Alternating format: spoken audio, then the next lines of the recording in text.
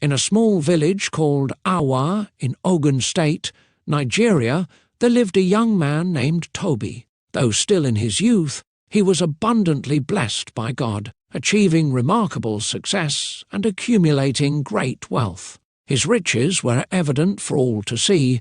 He owned vast lands, numerous cattle, thriving farms, and magnificent houses. However, as his wealth grew, so did his arrogance. Toby's prosperity clouded his judgment, and he lost all respect for his Yoruba culture, heritage, and traditions. When the village elders attempted to guide him, warning that his behavior was becoming disgraceful, he dismissed their concerns with scorn. He accused them of jealousy, believing his riches elevated him above all, including those who had once mentored him. In one brazen act of disrespect, he stuffed a bundle of cash into an elder's mouth, a humiliating demonstration of his perceived power. His arrogance did not stop there. Toby began to openly dishonour his own parents. In Yoruba culture, addressing one's parents by their first names is unthinkable, yet Toby did so without hesitation. He treated his mother like a mere servant,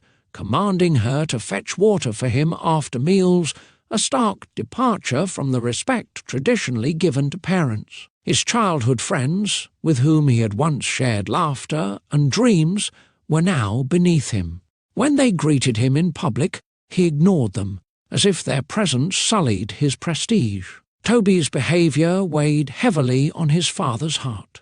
The old man often pondered why his son could not use his fortune for good, to uplift his community rather than diminish it. One day Toby summoned his father and declared his latest idea.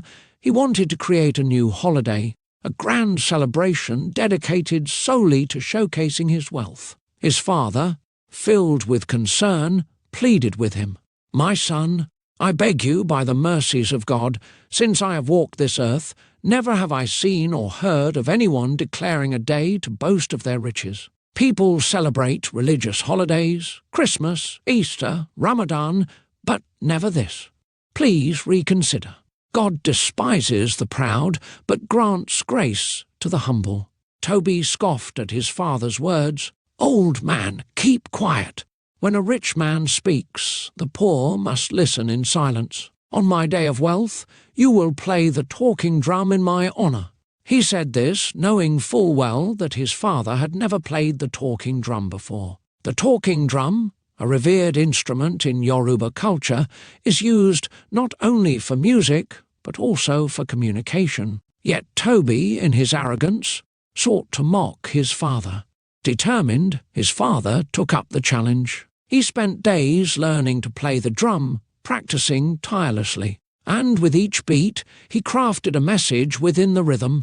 "The pride and arrogance of my son will lead to his downfall." The day of the grand celebration arrived, and the entire village gathered. Young and old, they came out in curiosity and anticipation, eager to witness this unprecedented event.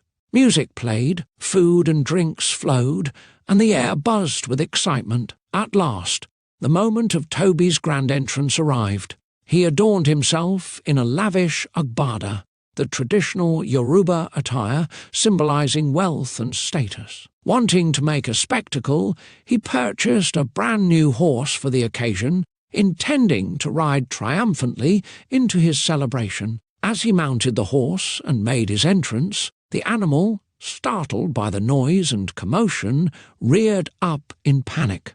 In an instant, Toby was thrown from its back. He landed forcefully on his head, losing consciousness upon impact. To the horror of the crowd, he never regained it. His father, now a master of the talking drum, picked it up and played the rhythm he had practiced for days. "The pride and arrogance of my son have led to his downfall and demise." Moral of the story: no matter how successful or wealthy you become, remain humble. Respect your elders, your culture, and your traditions. Do not let pride cloud your judgment, for arrogance precedes destruction. God opposes the proud, but uplifts the humble. Do not end up like Toby.